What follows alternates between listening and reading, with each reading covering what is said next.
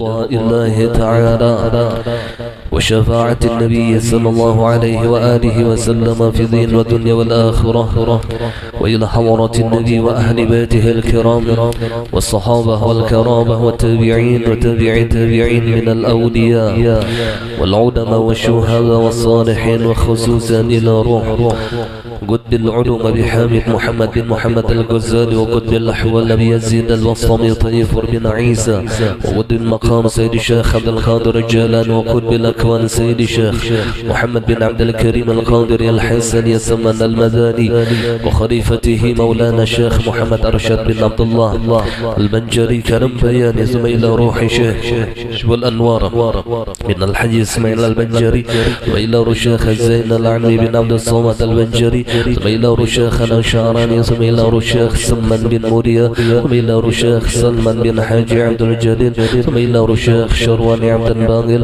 ثم إلى روح الشيخ سيد محمد بن أمين الكتبي الماكي، وإلى روح الشيخ محمد الثاني واسس وحاد الفرع، وشيخنا العارف بالله الحاج محمد الزين بن عبد الغاني سكوب والمرتبور البنجري، وشيخنا العارف بالله الحاج والشارين منشا بن صالح الكتبر المندني، وشيخنا العارف بالله الحاج محمد أهلم بن أحمد أبرجان والمجري وصولهم وفروعهم، وخصوصا لمصنف هذه الرسالة العالم الألامة الإمام محمد النووي بن عمر الجاوي البنتني، ووصوله وفروعه وجميع مشايخنا ومشايخهم ووالدينا ووالديهم وأمواتنا وأمواتهم وأموات المسلمين أجمعين، بنية أن الله الكريم يتغشاهم بالرحمة والمغفرة وينفعنا ويعيد علينا وعلى والدينا وأزواجنا وذريتنا والمسلمين من بركاتهم وأنوارهم وعلومهم ونفحاتهم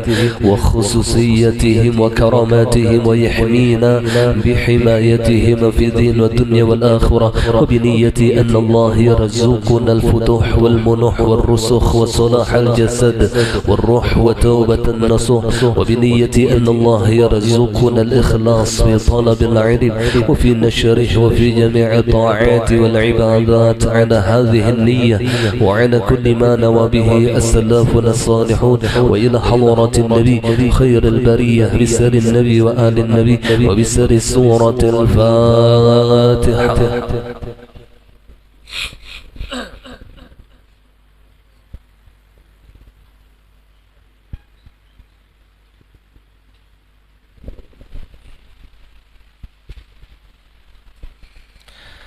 أعوذ بالله من الشيطان الرجيم، بسم الله الرحمن الرحيم.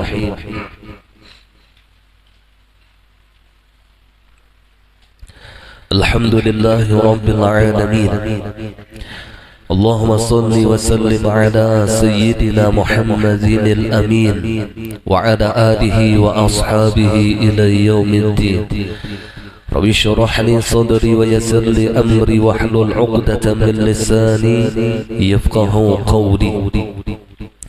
سبحانك لا علم لنا إلا ما علمتنا إنك أنت العليم الحكيم، ولا حول ولا قوة إلا بالله العلي العظيم العزيز العليم، عدد كل حرف كتب ويكتب، أباد الآبدين ودهر الداهرين، رضي الله عني وعنكم وعن جميع المسلمين.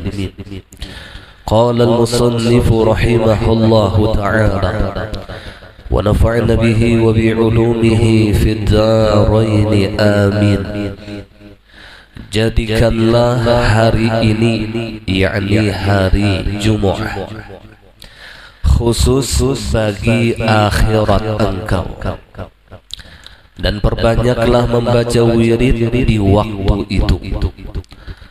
Mudah-mudahan hari ini atau hari Jumat itu menjadi penebus bagi hari-hari yang lain dalam seminggu ini. Jadi kita dianjurkan agar mengkhususkan hari Jumat itu sebagai hari akhirat bagi kita. Artinya memperbanyak amal saleh pada malam Jumat atau siangnya sampai menjelang berakhir pada hari Jumat tersebut. Terlebih di waktu-waktu itu pun Allah berikan waktu-waktu yang mustajabud da'wah. Ditambah lagi amal soleh yang kita lakukan pada hari Jumat itu dilipat gandakan oleh Allah daripada amal yang keluar daripada hari Jumat. Artinya sedekah pada hari Jumat sungguh sangat besar pahalanya daripada sedekah hari yang lain. Salat di hari Jumat sungguh sangat besar fadilahnya daripada salat di hari yang lain. Maka beruntunglah ketika kita memasuki malam Jumat, Allah Subhanahu wa ta'ala memberikan taufik dan hidayah kepada kita sehingga dimudahkan bagi kita di dalam mengerjakan berbagai amal soleh. Terutama kata beliau dikumpulkan pada hari Jumat itu berbagai macam ibadah seperti zikrullah, sedekah, apalagi puasa, kemudian salawat kepada Rasulullah, membaca Al-Quran, memperbanyak doa, dikumpulkan berbagai macam ibadah pada hari tersebut. Kita berharap hari Jumat itu menjadi kifarat bagi hari-hari yang sudah kita lalui satu minggu sebelumnya. Jadi penebusnya di hari Jumat. Ibaratnya dari Sabtu, Minggu, Senin, Selasa, Rabu, Kamis nih banyak macam-macam dosa yang kita lakukan. Ya kita berharap pada malam Jumat dan di hari Jumat Allah ampuni dosa-dosa kita. Makanya orang Bahari itu mulai hari Kamis itu kada tapi wani lagi menggawi dosa. Itu orang Bahari. Mulai di hari Kamis, karena di hari Kamis itulah pengangkatan amal soleh kita, segala amal kita dalam seminggu. Jadi hari Kamis makanya dianjurkan di hari Kamis itu untuk berpuasa, supaya di akhir amal ibadah kita, di akhir amal dalam seminggu ini di dalam kebaikan. Innamal a'mal bil khawatim, bahwasanya amal itu dipandang pada akhirnya. Akhir di dalam setiap minggu itu adalah hari Kamis. Nah, mengawali setiap minggu itu adalah hari Jumat. Jadi awal mingguan di dalam Islam itu hari Jumat. Jumat, Sabtu, Ahad, Itsnin, Tsulatsa, Arbi'ah, Khamis. Terakhirnya Kamis. Nah, Kamis ini pengangkatan seluruh amal ibadah kita dan amal selain daripada ibadah itu setiap minggu diangkat oleh Allah. Jadi mulai hari Kamis itu menkawa yang biasa ketujuh memandirakan orang kurangi di hari Kamis. Yang ketujuh berdusta ya bisa kurangi lah di hari Kamis itu. Berarti di hari lain boleh aja lah guru. Anda juga bang. Jadi kurangi lah di hari Kamis itu. Isok nih Kamis nih. Ibarat ketujuh melihat bebinian macam-macam adalah di hari Kamis nih ya sesadangnya lah. Jangan terlalu melihat benar, jangan terlalu dimanjakan benar. Hari Kamis pengangkatan seluruh amal kita setiap minggu. Nah, kalau setiap tahunnya seluruh amal kita diangkat oleh Allah pada malam nisfu Sya'ban. Lalu disebutlah malam nisfu Sya'ban itu Lailatul Bara'ah. Pada malam nisfu Sya'ban. Jadi kalau setiap minggu hari Kamis, kalau setiap tahun itu malam nisfu Sya'ban. Makanya dianjurkan pada malam nisfu Sya'ban untuk memperbanyak berbagai macam amal ibadah, supaya ketika di akhir catatan dalam setahun ditulis ini beribadah, fulan bin fulan sedang melakukan zikrullah, fulan bin fulan sedang salat, fulan bin fulan sedang berpuasa. Itu kehendak kita, padahal sebelumnya tuh banyak dosa yang kita lakukan lah, tapi di akhirnya ditulis kebaikan. Maka innamal a'mal bil khawatim.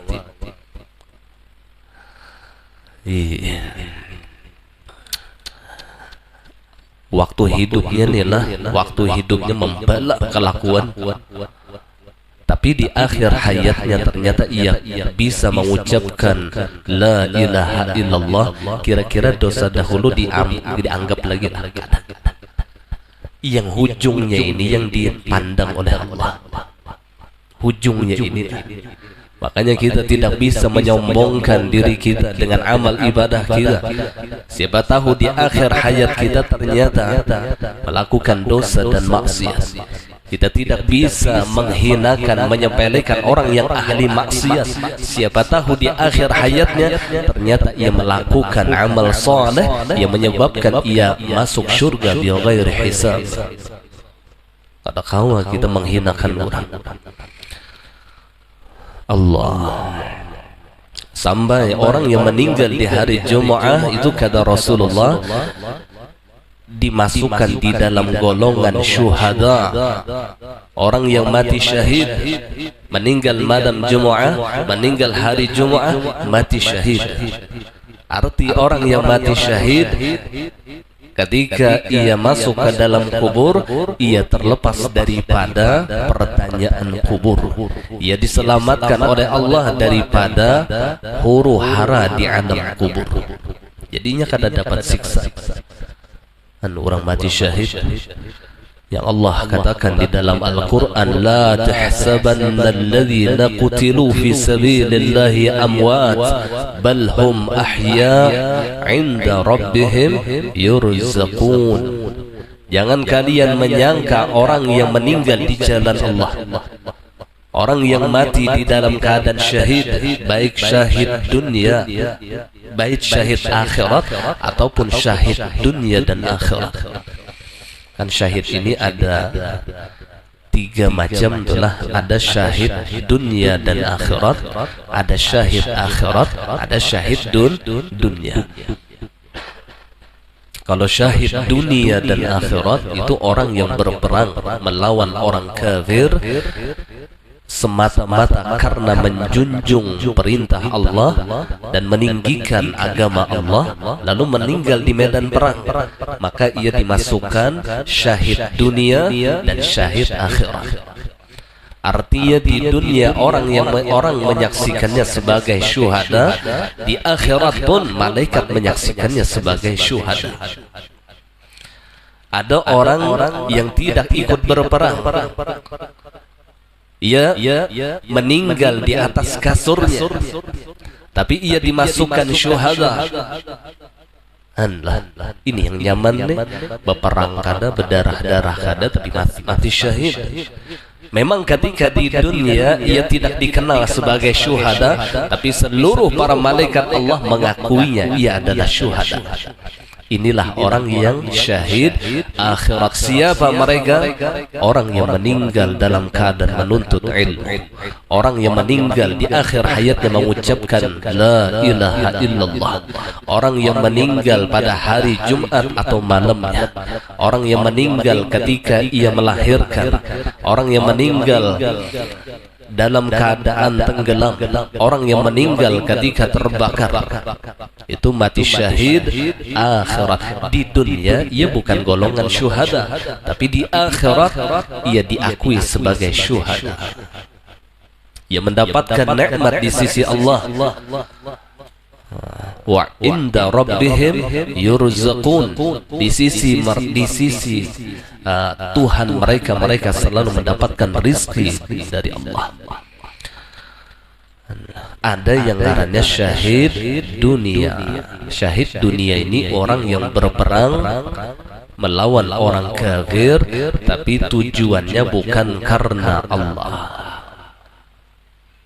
Tujuannya hendak naik pangkat, tujuannya hendak jadi menteri. Udah berperang dulu supaya kau jadi menteri. Tujuannya mengharapkan harta ghanimah. Nah, ketika berniat seperti itu, padahal ia berperang dengan orang kafir, ia berperang membela tanah airnya, meninggal di medan perang, memang manusia menyaksikannya sebagai syuhada, tapi Allah dan para malaikat-malaikat tidak menyaksikan sebagai syuhada, karena niatnya bukan karena Allah. Jadi tentara inilah yang umpat berperang tuh diatur niat bunyi-bunyi, yang dikirim ke lalu baharikan ke timur. Wah, ini kemana kirimannya? Dikirim ke perbatasan, inilah luruskan niat. Li'ila'i kalimatillah, hubbul watan minal iman. Cinta tanah air itu setengah daripada iman. Ia membela tanah air, kemudian ia meninggal dunia di dalam membela tanah air karena Allah, maka ia dimasukkan syahid dunia dan syahid akhirat. Nah, kita yang kada umpat berperang ini, usahakan mudahan kita mati dalam keadaan syahid. Jalannya salah satunya menuntut ilmu agama.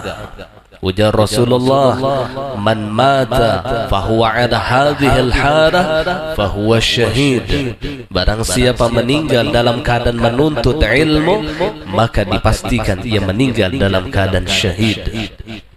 Dipastikan. Sekalipun ia meninggalnya di atas kasur, tapi niat untuk menuntut ilmunya tidak pernah putus. Jadi kita ialah menuntut ilmu berniat di hati, ya Allah, ulun menuntut ilmu seumur hidup. Kayak itu niatnya ditajak bujur-bujur, tapi niatnya sadiqah, niatnya bujur. Artinya mun kadeda uzurnya hadir ke majelis ilmu. Mun kadeda uzur tuh ya hadir, itu yang namanya niyatun sadiqah. Dan Allah mengetahui dengan niat kita. Amun niat warah aja, tapi banyak kolernya, tahu juga Allah Ta'ala. Tajak di hati kita, aku hendak menuntut ilmu seumur hidupku. Seandainya uzur kita di dalam menuntut ilmu karena sakit, lalu meninggal dunia, maka mati kita dalam keadaan menuntut ilmu. Ujar Rasulullah, berapa banyak orang yang meninggal di atas kasur, padahal ia dimasukkan di dalam golongan syuhada. Karena meninggal di medan perang itulah. Dahan kita berataan mati syahid. Artinya kadang mati syahid yang ngeri-ngeri juga bang lah, mau ditabakar kadang juga hendak juga kita. Ada dahulu pernah di salah satu kitab itu diceritakan, ada seorang laki-laki yang mintanya, ya Allah, matikan ulun dalam keadaan syahid, matikan ulun dalam keadaan husnul khatimah. Itu aja doanya, matikan ulun ya Allah dalam keadaan husnul khatimah. Ternyata ketika sampai ajal tiba, masuk ia ke dalam kamar. Kan rumah orang bahari itu lampunya itu lampu minyak, lampu minyak. Ketika tertidur, sedangkan lampu di samping tempat tidurnya, maka terbaliklah lampu tadi, minyak tadi tumpah, terkena api, terbakar lawan tilam-tilamnya, mati orangnya, mati dalam keadaan terbakar, meninggal dunia. Kemudian ada salah satu waliyun min awliyaillah yang bermimpi tentang keadaannya di alam barzakh. Wali inilah bila bermimpi itu kawan dijadikan dalil, karena mimpi wara awliya Allah Ta'ala itu ilham minallah. Mun mimpi kita bisa jadi syaitan. Kalau mimpi Nabi itu adalah wahyu, maka mimpi para awliya Allah adalah ilham. Jadi kalau dijadikan dalil, banyak dalil itu melalui mimpi ulama, melalui mimpi awliya Allah. Jadi para awliya Allah itu ketika bermimpi itu ada i'tibar, ada pelajaran. Ada takwil yang luar biasa di dalam mimpi mereka. Jadi bermimpilah dengan seorang laki-laki tadi, ternyata Allah Subhanahu wa taala memberikannya ampunan dan berbagai macam kenikmatan di alam kuburnya. Apa ditakuni oleh wali tadi? Kenapa ikan jadi sawat mati terbakar nih? Apa garang permintaan ikan lawan Allah Ta'ala? Ujar yang si laki-laki tadi, ulun wahai syekh minta lawan Allah mati dalam keadaan husnul khatimah. Mati dalam keadaan husnul khatimah. Yang ulun sayangkan, seharusnya yang ulun minta bukan hanya husnul khatimah, fi khairin wa lutfin wa afiyah. Seharusnya ulun minta kepada Allah mati dalam keadaan husnul khatimah, di dalam kebaikan, di dalam kelembutan, dan di dalam kesejahteraan.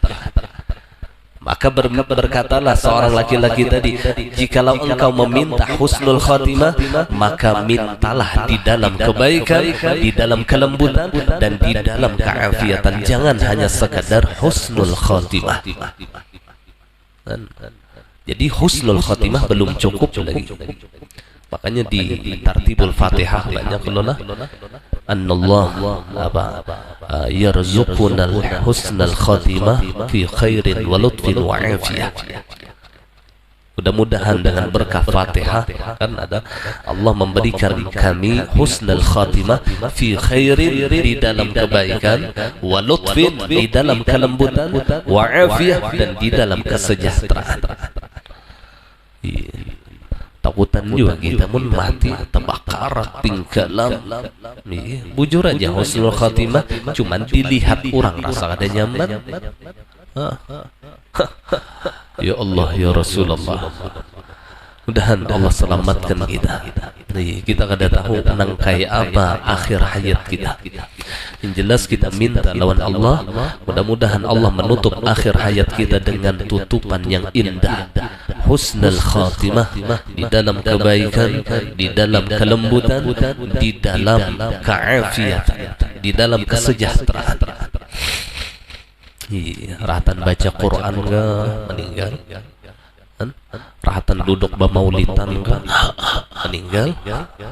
Tapi rahat kadangnya jar pas diperiksa haram melihat HP. Iya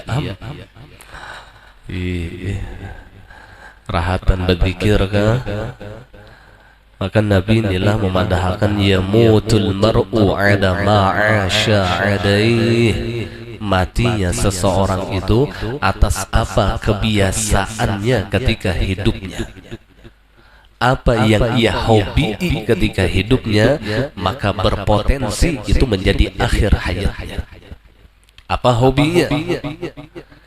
Jikalau hobinya menuntut ilmu, maka insya Allah akhir hayatnya dalam keadaan menuntut ilmu. Hobinya berdakwah, insya Allah akhir hayatnya ketika berdakwah. Hobinya berzikir, insya Allah akhir hayatnya dalam keadaan membaca zikrullah. Hobinya menyanyi, bisa jadi matinya rahatan menyanyi.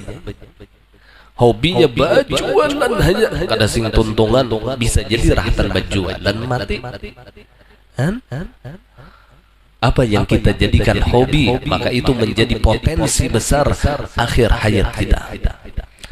Nabi yang membandir yamutul mar'u ada ma'asya adaih, dan ini terbukti dari dulu sampai sekarang sudah terbukti.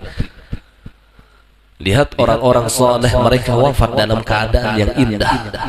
Ada wafat dalam keadaan membaca Quran, ada wafat dalam keadaan sujud terakhir, ada wafat dalam keadaan berwudu, ada wafat dalam keadaan menuntut ilmu, mengajarkan ilmu.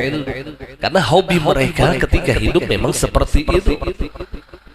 Mun hobi kita nih katuju menyambat orang musi ya, rahatan menyambat orang mati. Na'udzubillah. Nah mulai dari sekarang, ayo rubah kebiasaan kita menjadi kebiasaan yang mendatangkan ridha Allah. Ubah kebiasaan kita. menjadi kebiasaan yang menjadikan akhir hayat kita husnul khatimah. Sekalipun kita tidak mengetahui bagaimana akhir hayat kita, tapi kita percaya dengan Rasulullah, yamutul mar'u ala ma'asha alaih. Dan ini terbukti. Orang yang rahatan, orang hobinya salawat, akhir hayatnya membaca salawat. Mudah-mudahan minta doa lawan Allah, minta lawan Allah husnul khatimah fi khairin wa lutfin wa afiyah. Itu yang jangan tinggal. Ditambah pulang masuk surga bi ghairi hisab. Itu pulang. Kalau husnul khatimah, ujar ulama, masih terasai pertanyaan munkar nakir, masih terasai alam padang mahsyar, masih terasai di mizan, masih terasai sirat. Itu sekalipun husnul khatimah masih tetap merasai. Tapi yang kada merasai apa-apa langsung ke surga, orang yang akhir hayatnya husnul khatimah dan masuk surga bi ghairi hisab. Itu yang beluncat plak. Ya Rasulullah, Allah, jalannya di bawah, jalan yang paling cepat supaya mati husnul khatimah dan masuk surga bi ghairi hisab adalah mencintai para aulia Allah. Itu jalan paling halal. Buktinya apa? Dalilnya mana? Al-mar'u ma'a man ahab. Seseorang beserta dengan orang yang dicintainya. Kalau dicintainya itu masuk surga bi ghairi hisab, maka sang pecinta pun juga akan masuk surga bi ghairi hisab. Itu tuh rumusnya. Al-mar'u ma'a man ahab. Hadis ini yang sangat menggembirakan para sahabat. Padahal ibadahnya kada banyak, ilmunya kada banyak, amalnya kada banyak, tapi hatinya selalu cinta kepada aulia Allah. Maka jikalau aulia Allah itu masuk surga bi ghairi hisab, sang pecinta pun juga akan masuk surga bi ghairi hisab. Ini jalan yang paling halal. Sesuai kalau Habib Abdullah Al-Haddad beliau mengatakan tariqatun al-mahabbah, jalan kita cinta wajah sidin. Yang nyata aja dahulu abah guru sakumbon, itu aja dahulu. Mudahan di hati kita nih cinta lawan sidin. Mudahan kita menjadi orang yang termasuk di dalam kapal yang nakodanya adalah sidin. Ingat benar bahari perkataan Al-Habib Qadri Al-Balghais Sungai Danau. Ujar sidin lawan kami bahari, sakumpul ya sidin 4 kapal di sakumpul aja, kapal gondol ya sidin di sakumpul, kada usah beulah kapal bahasa tinggalan. Pada sidin bahari itu mulah barahu paling kita kawan naik 2 papan dapatnya tsunami apa habar tinggal bulan sakumpul sidin pak kapal gondol Allah kepada beliau itu. Jadi ulun membuktikan itulah ketika beliau meninggal, mahabbahnya lawan abah guru inilah ulun meminta izin melihat muhasidin dengan anak beliau namanya Habib Syuhada. Waktu itu ulun lawan Haji Pani. Ini Haji Pani ada. Ini saksinya nih, Haji Pani ada di sini di Sungai Danau dahulu. Minta lawan anak sidin kau aja ulun melihat muhabah sidin. Melihat dibukakan oleh Habib Syuhada tadi. Ya Allah, demi Allah, biar ulun melihat muhasidin itu berubah menjadi muhabah guru sekumpul. Demi Allah, ulun foto waktu itu HP ulun Sony Ericsson. Tak tebek ada juga hari halus pada layarnya. Itu sebagai bukti ya ulun berubah muhasidin, padahal kada ada mirip-miripnya ratan hidup, cuma cinta lawan waliullah. Berubah muhanina bu abah guru, cuman perawakan benar halus sedikit. Ya Rasulullah, luar biasa pecinta. Bujur aja Abah Guru tuh banyak orang memadahkan lain Habib bujur, tapi Sayyidul Habaib, pemimpin daripada seluruh habaib.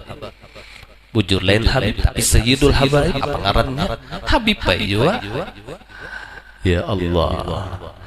Mudahan kita nina cinta lawan sidin, buktinya di maba umpati apa ujar sidin. Kada kawa banyak sedikit kita ini untung bener lah ada wali konol yang hidup seprovinsi lawan kita. Seluruh dunia mendatangi sidin, seluruh penjuru datang ke wadah sidin. Kutub kada kutub sembarangan, kita kutub-kutuban. Tiap akhir bulan kutub-kutuban, macam-macam yang dibayar tuh kita kutub-kutuban. Sidin kada kutub sembarangan. Ujar Habar wallahu a'lam, beliau itu diberi pangkat yang berlapis. Qutbul Akwan iya, Qutbul Qarni pun iya.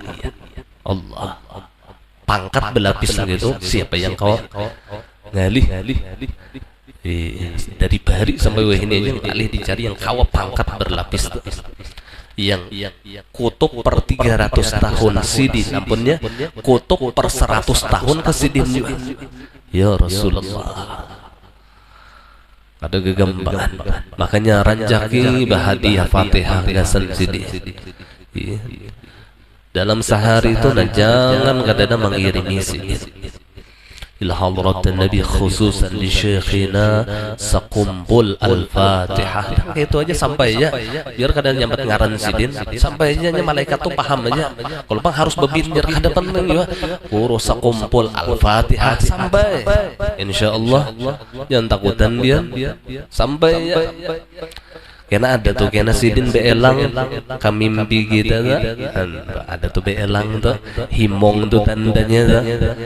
Ya Allah, karena ada diberi wasiat lawan sidin kita tuh. Apakah wasiatnya? Apakah pepadahnya? Allah, itu jalan yang paling nyaman sudah. Mun hendak masuk surga bi ghairi hisab, umpati lawan waliullah, cinta lawan waliullah. Ya Rasulullah, di rumah tuh jangan ada gambar sidin. Ini kosong, gambar seorang kawin ya pada taat. Gambar Abah Guru kadada. Kalau menurut ulun memberi supan orang Kalimantan Selatan nih kada bisa gambar sidin di rumah nih memberi supan. Kalau menurut ulun banyaknya di pasar tukar tempe gambar sidin, ambil barokah. Kita nih berkat sidin beradaan.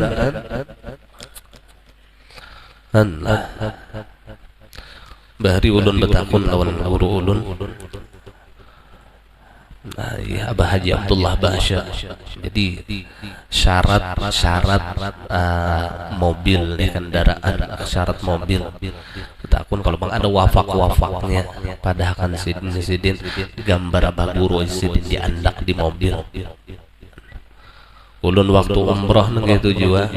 Ulun apa syaratnya supaya barang ini kada berhilangan. Setiap tas sidin andaki gambar Abah Guru. Kan kadang kali ada nukar ulun banyak gambar sidin yang halus. Tunggal butingan tas ulun andaki gambar Abah Guru. Alhamdulillah sejampal bongol aja kada ada yang hilang. Kakawanan maka ada yang hilang, ada yang kecuntanan, ada yang tertinggal barang macam-macam. Ulun alhamdulillah salam berkat gambar sidin aja. Tengalih ada yang bawa wapak-wapakan macam-macam gambar sidin. Jangankan kita orang Cina di Banjar sana di wadah duit itu ada gambar Abah Guru sakumpul. Orang kafir percaya aja. Ada waktu kebakaran di Tegaya sini ada orang Cina ya saya sakumpul ya datuk kelampayan yang ya orang Cina. Supaya jangan sampai karena rumah sidin berkat tawasulnya tadi kurang kawir selamat rumah sidin kada kena api, kada kena api bujuran nih nyata takun ya orang masih hidup. Abah guru sok kumpul, udah tuh kelampayan, ya kuciak. Kami mendengar. Jangan sampai menyu barang nih api bila menyu barang habis. Rumah sidin gitu habis, kada menyu barang. Yang tawasul orang kafir. Ya Allah wali cocok kejar Syekh Seman ada kalau di manakib sidin. Alhamdulillah aku dijadikan oleh Allah sebagai rahmat kepada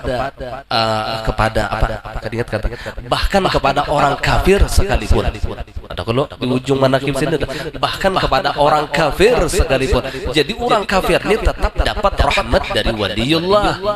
Bukan kita orang beriman aja, bukan kita pecinta sidin aja yang dapat rahmat dari aulia Allah. Orang kafir pun mereka mendapatkan madad daripada para aulia Allah. Cuman hanya sekedar di dunia. Kalau di akhirat khusus untuk orang beriman. Orang kafir itu punya percaya lawan wali inilah, ini dapat pertolongan Allah. Ya dapat rahmat dari Allah cuman waktu di dunia. Ya Allah. Mudahan di hati kita nih tertanam cinta lawan para aulia Allah, khususnya lawan abah guru sekumpul. Pesan ulun jangan kada sampai menghadiahi sidin dalam sehari semalam. Yang bebinian haid tetap hadiahi aja juga. Hadiahi sidin membaca Fatihah kada apa-apa, asal jangan berniat membaca Quran, niatnya zikrullah. Hadiahi Allah. Ringkasnya, siapa yang ingin sampai kepada Allah Subhanahu wa ta'ala, siapa ingin yang berjumpa dengan Allah agar menambah wiridnya dan berbagai macam kebaikannya, bila ingin ya hendak bertemu lawan Allah, maka yang ditambah itu apa? Wirid dan amal-amal soleh. Kita ini berataan pacangan bertemu lawan Allah. وَمَنْ كَانَ يَرْجُو لِقَاءَ رَبِّهِ فَلْيَعْمَلْ عَمَلًا صَالِحًا وَلَا يُشْرِكْ بِعِبَادَةِ رَبِّهِ أَحَدًا. Jangan Allahumma shollilah di surah Kafilah ya guru baik. وَمَنْ كَانَ يَرْجُو اللَّهَ وَمَنْ كَانَ يَرْجُو لِقَاءَ رَبِّهِ ya kah? فَلْيَعْمَلْ عَمَلًا صَالِحًا وَلَا يُشْرِكْ بِعِبَادَةِ رَبِّهِ أَحَدًا. Barang siapa ujar Allah Ta'ala hendak bertamu lawan aku, bertamu lawan Tuhannya, فَلْيَعْمَلْ عَمَلًا صَالِحًا, maka beramalah dengan amal yang saleh. Beramalah dengan amal saleh. Amal soleh itu ada dua. Ada yang berhubungan lawan Allah, ada yang berhubungan lawan hamba Allah. Hablun minallah dan hablun minan nas. Makanya definisi soleh itu man adda haqqallah wa haqqa ibadah. Arti soleh orang yang menunaikan hak Allah dan hak hamba-hamba Allah, baru disebut sebagai orang soleh. Kalau hanya ahli ibadah tapi tidak baik dengan orang yang di sekitarnya, tidak menunaikan hak orang tuanya, tidak menunaikan hak gurunya, tidak menunaikan hak anak dan istrinya, tapi ia ahli ibadah, belum orang soleh. Jadi orang soleh itu hak Allah ia tunaikan, hak hamba-hamba Allah ia tunaikan. Ujar orang wahini ada ibadah vertikal, ada ibadah horizontal. Vertikal ke atas, hablun minallah, ya kah? Vertikal. Horizontal ke bawah, hablun minanas. Melebar horizontal itu artinya sesama inilah manusia. Parak sudah salah untung hire jadi menyambatakan nah sedikit. Iya lo sebenarnya kada belajar IPA kah itu apa? Vertikal horizontal. Jadi mun bian tulah menolong orang tu ibadah ngarannya, apa ngarannya, membantu orang ibadah ngarannya.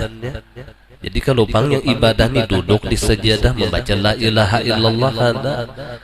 Kalau di dalam fikih ibadah itu ada ibadah mahdhah, ada ibadah ghairu mahdhah. Allah. Ibadah semata-mata ibadah, yang kayak sembahyang itu ibadah mahdhah. Ada yang ghairu mahdhah, ya termasuk ibadah sosial. Orang bina hauran bepangantenan umpat juga membantu itu ibadah. Jangan dikira itu model tradisi, tidak, itu ibadah. Yang bebinian umpat menyiang bawang nih misalnya ibadah. Jangan dikira membantu orang tuh kada ibadah. Masa rugi banget aja udah menyiang bawang sini sekilo, padahal kawannya baca Quran, justru menyiang bawang itu ibadah. Ini orang yang kada paham, dikiranya ibadah itu yang karimot-karimot bebacaan wara. Ada ibadah mahdhah, ada ibadah ghairu mahdhah.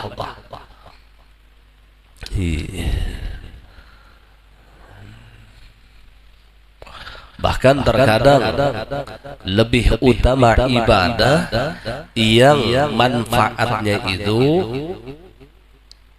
menyebar daripada ibadah yang hanya manfaatnya untuk dirinya sendiri.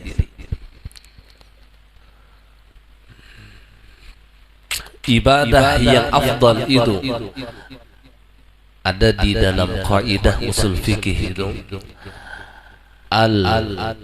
al-amalul muta'addi khairun min amalil qasir atau amalil lazim. Amal yang membawa kebaikan kepada orang lain itu lebih baik daripada amal yang hanya kebaikan yang untuk dirinya sendiri.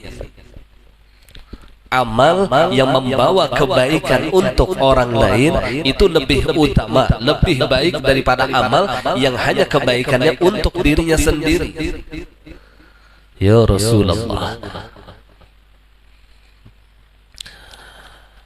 ulun inilah misalnya kada belajaran bewirid aja ulun di rumah nih baca Quran tugasan ulun, tapi mun ulun belajaran gasan orang banyak, mana afdalnya? Tak afdal ulun belajaran daripada ulun membaca Quran. Tak afdal ulun belajaran daripada ulun sembahyang 1000 rakaat. Yang menuntutnya pun demikian sama. Makanya Nabi sering menggambarkan antara ibadah yang mahdhah dengan ibadah yang ghairu mahdhah itu. Sampai Rasulullah mengatakan orang yang menuntut ilmu satu bab itu lebih afdal daripada orang yang sholat 1000 rakaat. Dipintangan mana afdalnya?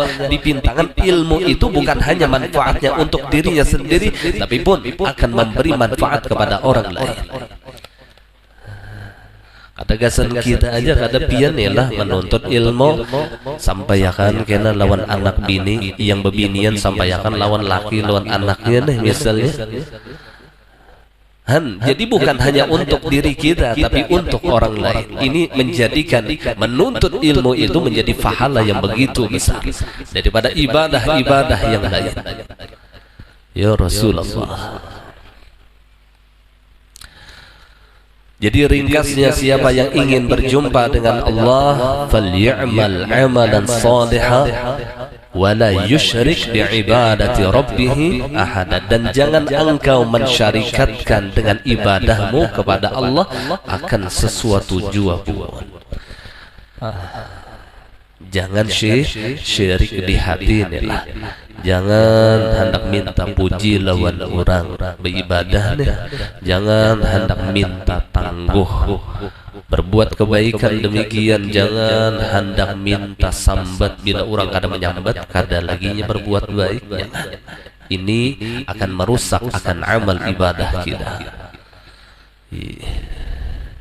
Bila orang kada memujinya, ampih inya beribadah, ampih inya berbuat kebaikan, jangan. Ini sama hukumnya syirik, cuman halus. Asyirkul asghar, ujar Rasulullah, syirik kecil seperti riya, ujub, sum'ah, itu asyirkul asghar, syirik kecil. ia sudah menuhankan selain daripada Allah, ia menuhankan pamornya, ia menuhankan pujian.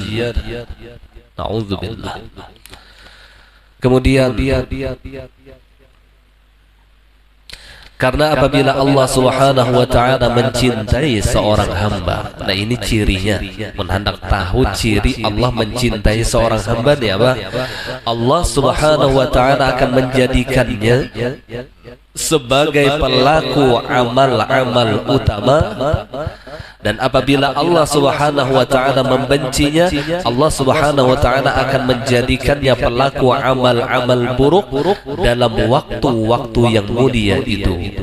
Jadi ciri Allah mencintai seorang hamba, Allah berikan ia taufik di dalam melakukan amal yang afdal, amal yang paling utama. Allah berikan taufik. Kawa malam Jumat membaca surah Kahfi, padahal dahulu pina barat benar. Wah ini alhamdulillah terbaca juga surah Kahfi. Ada yang dahulu kada biasa membaca Yasin, wah ini alhamdulillah terbuka juga malam Jumat Yasin. Allah, itu bukti Allah cinta lawan kita. Allah berikan taufik, Allah berikan pertolongan. Dan taufik itu didapatkan melalui diawali dengan hidayah. Hidayah itu apa? Menerima kebenaran.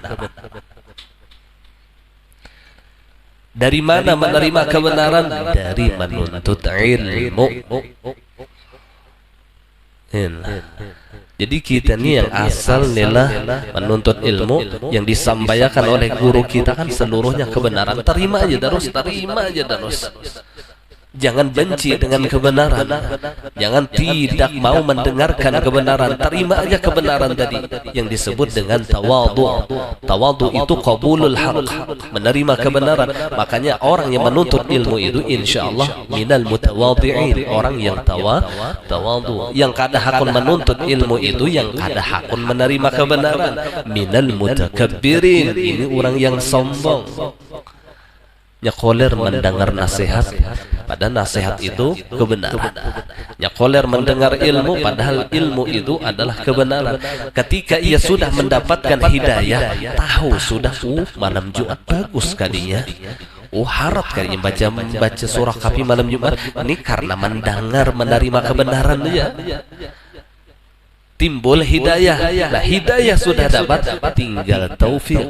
Bagaimana Allah memberikan taufik, tapi kalau belum diberikan hidayah, tidak akan diberikan seseorang itu taufik sebelumnya Allah berikan hidayah. Hidayah dulu baru dapat taufik. Kayak itu susunannya. Iya. Pian tuh jadi membaca Kahfi malam Jumat tuh kenapa? Karena tahu sudah informasi bahwasanya surat Kahfi ini harat menjadi kifarat dari Jumat yang ia baca sampai Jumat yang akan datang, menjadi nur. Antahu sudah informasinya bersodakoh di hari Jumat ini. Nah, kenapa jadi menggawi? Karena tahu sudah informasinya. Itu namanya hidayah. Informasi kebaikan yang kita terima disebut hidayah. Cuman belum taufik. Ketika ia dapat mengerjakannya, maka itulah yang namanya taufik. Taufik itu pertolongan Allah. Jadi waktu kita kawa menggawi ibadah, jangan merasa harap. Kita pun ditolongi oleh Allah. Kita nih ditolongi Allah. Pian kawa hadir di sini ditolongi Allah, jangan merasa harap. Wah, tetangga tuh jarak ada sih menuntutan lalu kada tahu di ilmu. Jangan.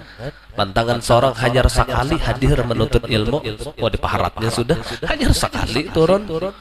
Iyanya sudah. Jangan.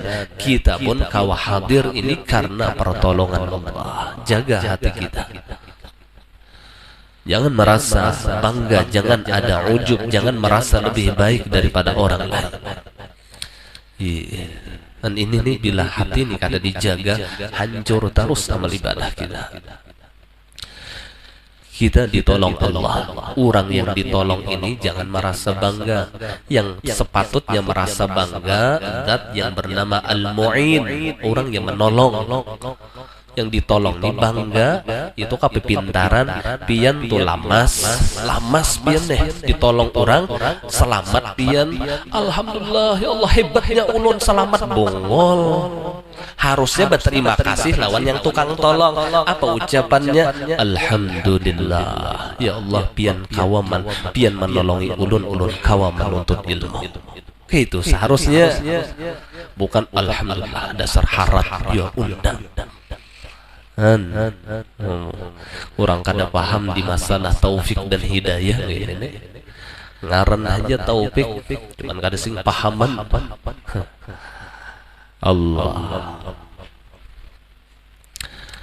Taufik itu pertolongan Allah di dalam melaksanakan ibadah. Ngarannya taufik. Allah menolongi kita kawa menggawi ibadah. Nah kemudian ciri Allah Ta'ala itu benci lawan si hamba. Jadi kayak apa? Allah gerakan si hamba jadi. Allah perlakukan ia di dalam perkara-perkara yang buruk, amal-amal yang buruk, yakni dosa dan maksiat. Padahal amal yang buruk itu dilakukannya di waktu yang mulia. Mabuk malam Jumat, spesial berzina hari Jumat, bongolnya udah menombak di dalam lahong sana dulu tengah hari Jumat. Inya tuh menggawi dosa di waktu yang mulia. Itu orang yang dibenci oleh Allah. Cirinya tuh orang sembahyangan raminya kan ada sing sembahyangan di rumah aja. Ada yang bedom, ada yang nonton TV, padahal ini luar biasa amalnya, tapi kada ditolongi Allah. Nah, ini ciri orang tuh dibenci oleh Allah. Allah cirinya tuh kada tahu di sembahyang, kada tahu di Jumat. Ya Allah. Nauzubillah. Kenapa jadi Allah jadikan ia pelaku amal-amal buruk dalam waktu-waktu mulia itu? Ujar sidin agar lebih pedih dalam hukumannya, supaya karena di neraka tuh banget di blender orang. Ada lagi yang ditumbak-tumbak di blender supaya hukumannya lebih pedih karena ia melanggar sesuatu yang dimuliakan oleh Allah. Hari Jumat itu perkara yang sangat dimuliakan oleh Allah, ternyata dihinakannya dengan melakukan dosa dan maksiat. Sama seperti orang yang melakukan dosa di tanah haram Mekah dan Madinah. Ujar ulama, aku lebih menginginkan 70 kali melakukan dosa dan maksiat di tanah selain tanah haram, di tanah yang lain asal tidak di tanah haram, daripada 1 kali di tanah haram. Itu kata-katanya.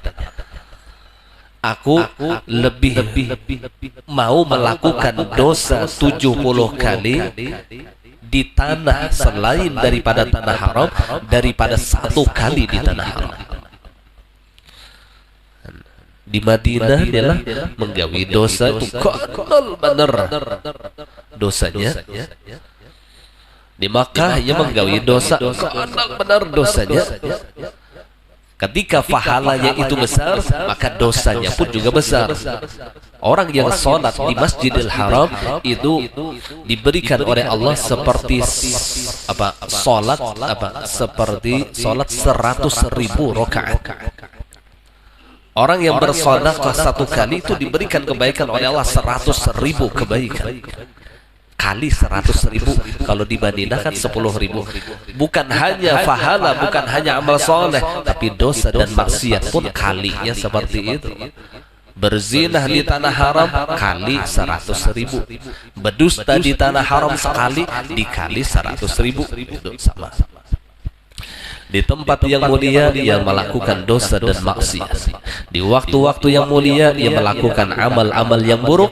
Inilah ciri orang itu dibenci oleh Allah. Na'udzubillah summa na'udzubillah.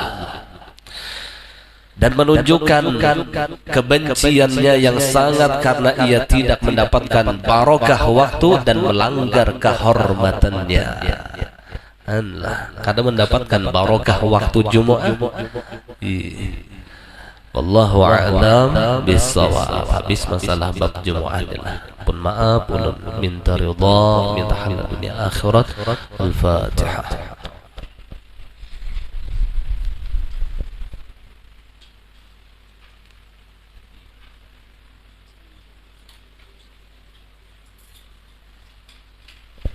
آمين يا الله يا رب العالمين. بسم الله الرحمن الرحيم. الحمد لله رب العالمين. اللهم صل على سيدنا محمد وعلى آله وصحبه أجمعين. اللهم نور قلوبنا بنور هدايتك كما نورت الأرض بنور شمسك أبدا أبدا. اللهم إنا نسألك إيمانا دائما يباشر قلوبنا ويقينا صادقا حتى نعلم أنه لن يصيبنا إلا ما كتبته علينا ورضينا بما قسمته لنا. وصلى الله على سيدنا ومولانا محمد وعلى آله وصحبه وسلم. الحمد لله رب العالمين. ما شاء الله لا قوة إلا بالله.